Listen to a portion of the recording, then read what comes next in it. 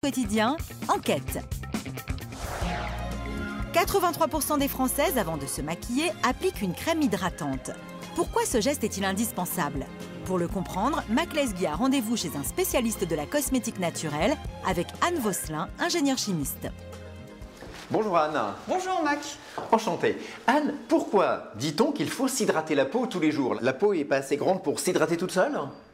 Alors, la peau est munie d'un film hydrolipidique qui est à la surface de la peau et qui protège la peau des agressions extérieures.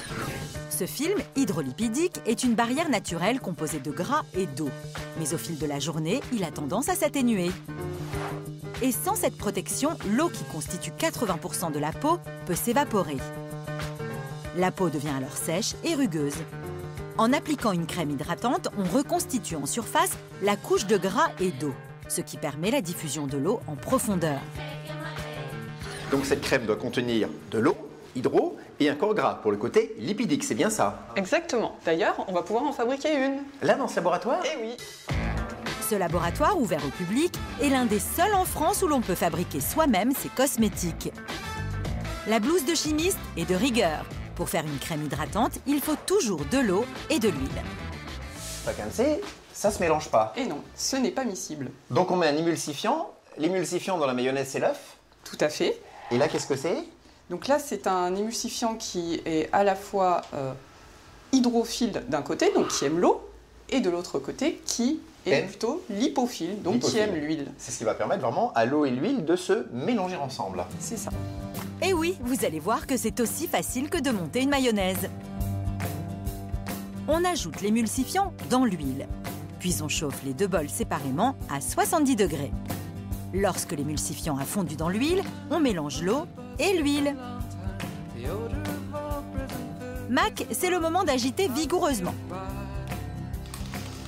Plus on mélange en fait, plus on disperse notre phase huileuse dans notre phase aqueuse, c'est ça? C'est ça, exactement. Et donc, ça devient, c'était liquide, et bah oui, je vois bien que c'est en train de devenir crémeux. Voilà. Ah, c'est extraordinaire. Je suis parti d'eau et d'huile, et là, bah oui, Voilà. oui, il n'y a pas tartiné. Très belle crème. J'ai une crème. Le bol est ensuite placé dans un récipient rempli d'eau froide afin d'accélérer le refroidissement. Le mélange devient de plus en plus onctueux. Et pour finir, on ajoute un conservateur.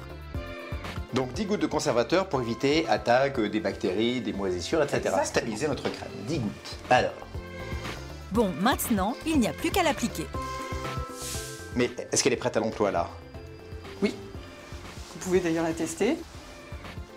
Donc là, c'est plutôt une crème riche. C'est une crème qui est très riche. On l'a souhaité riche pour justement bien restaurer le film hydrolipidique de la peau. C'est une crème qui est très agréable, voilà, qui pénètre à toute vitesse. J'adore l'idée qu'on se met sur la peau des produits qu'on a fabriqués soi-même en connaissant exactement les ingrédients qu'on a mis à l'intérieur. Ça me fascine. Hop, voilà. Vous l'avez vu, fabriquer sa propre crème hydratante est facile et en plus, ça ne coûte pas cher, 2 € seulement. Une crème de